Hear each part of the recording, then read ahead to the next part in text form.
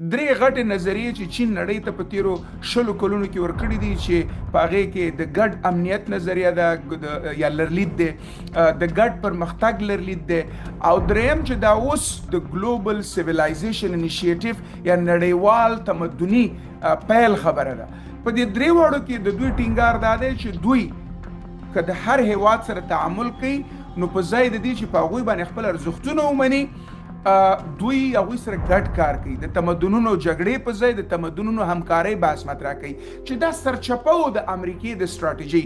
بناءً ډېر هیوادونه خصوصا هغه کمزوري هیوادونه چې هغوی په دې ویره کې وو چې دوی د هژمونیک برخود د امریکې او د غرب له کبله دوی د پرمختګ نه پاتې شوي دي، دوی میلانه خواته و چې په دې کې افریقا هم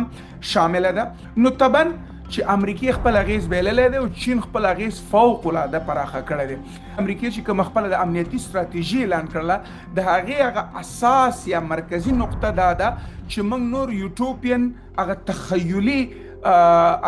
او آیډیالیست یا هغه آیډیال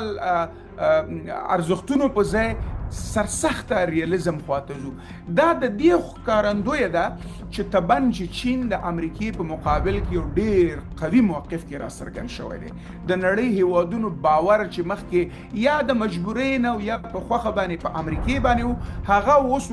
په فوق العاده توګه باندې د چین خواته تللی دی. او دغه حالت کې اوس امریکا په دې تکل کې ده چې د ځان ژغورنې دپاره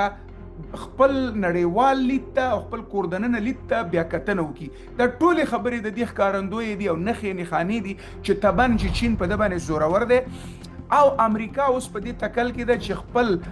د خپلو موقفونو او دریځونو ته بیا کتنه وکړي تر څو د چین پراخېدونکي نفوذ که هغه اقتصادي دی، که هغه سیاسي دی، که هغه نظامي دی، د هغې مخه ډب کولو لپاره ځان برابر کړي.